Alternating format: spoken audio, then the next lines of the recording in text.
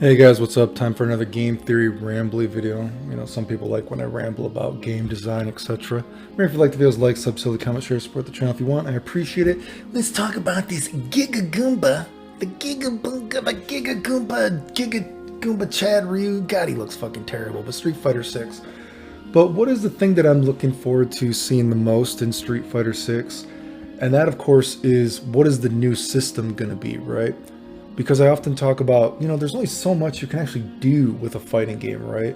It's very hard to actually make a truly unique character nowadays, right? Because so many characters are almost inevitably a different shade of gray of another character, right? And, I talk about this in the danger of progression in my those game theory videos, but the system of a fighting game is one of the few things that you can still try to do something new with, right? And so it's like, well, what is the new system of Street Fighter 6 going to be? And I feel like that's the most interesting thing that I'm looking forward to the game, right? Because I've also talked about how do you sell a video game to somebody or just a product to somebody?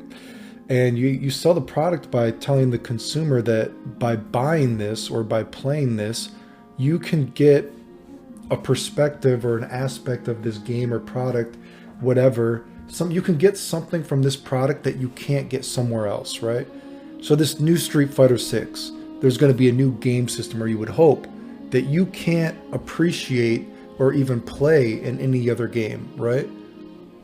That's why I talk about Dragon Ball Fighters, Fighter Z, whatever, is such a drop ball, because the system of Dragon Ball Fighter Z, the game was going to sell.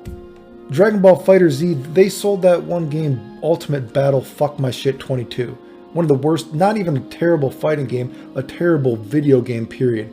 And that game sold how many hundreds of thousands and probably a million if you count the Sega Saturn and whatever fucking, PlayStation together. The game was going to sell anyway. It was a Dragon Ball game. But when you're trying to make the game actually an actual competitive, real, quotation marks game, you're like, okay, this game has a new system in this game, right? The tug of war between homing dash, reflecting, and fireballs, that kind of stuff. That's a new perspective of a fighting game that you cannot play, appreciate, whatever kind of wording you want to use in any other game. That game could allow you to make new character archetypes because of this new system that are not possible in any other fighting game. And that's why Dragon Ball FighterZ is a drop ball, because the game was going to sell no matter what. And you put in a fighting game with a new system which has potential, but with, flawed kind of fundamental stuff. And I've talked about before that if you totally hate Street Fighter 2, if you can't appreciate anything about Street Fighter 2, I don't think that you really like fighting games. I think you probably just like beating your friend or something ridiculous like that. I don't think you truly appreciate them. If you totally hate Street Fighter 2 and you can't see any good in it, then I don't think you actually really like fighting games, So, I mean, we talked about and how important are systems to games, right?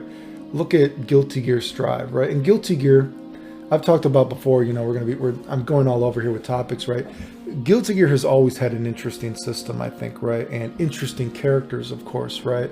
And I've talked about before that Guilty Gear went from a series that was just surviving to a series that finally started succeeding once you could see the Street Fighter in Guilty Gear.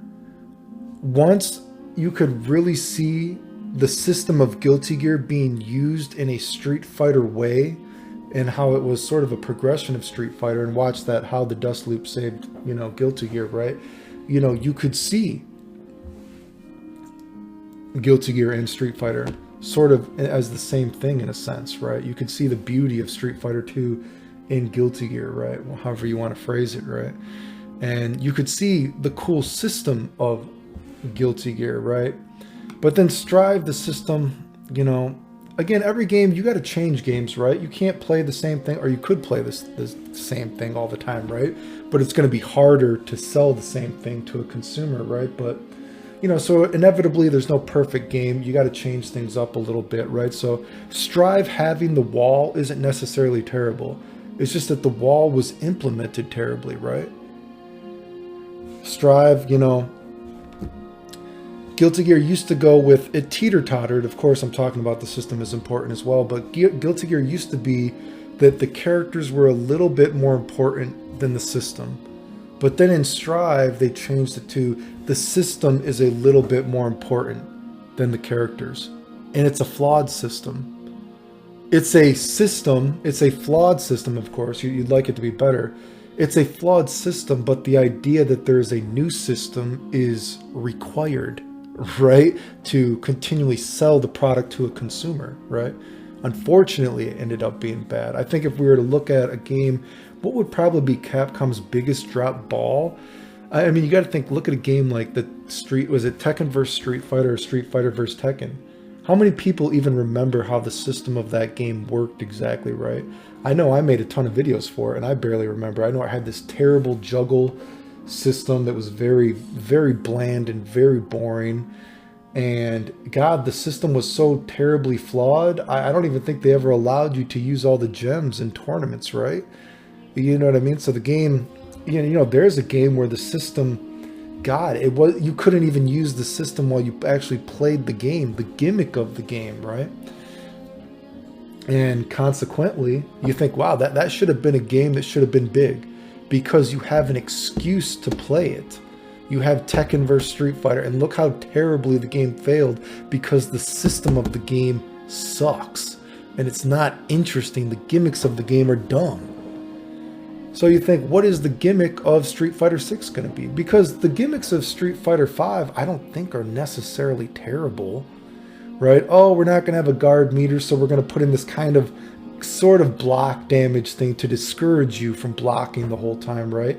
Not a total guard crush system, but, block damage, sort of whatever, regenerating, the idea of V-triggers, is it V-triggers and V-systems? God, it's been a long time since I've played the game, right? But that's kind of the gimmick of the game, right? You know what I mean? It's not terrible, but games have to progress, you know what I mean? I've made many videos about how Street Fighter V was going to turn out, and of course Street Fighter V turned out how I said it was going to turn out, you know what I mean? But I always just think the thing that worries me about these games is, what is the new system going to be like, and will the game still have that good foundational basis of what made Street Fighter 2 popular, right?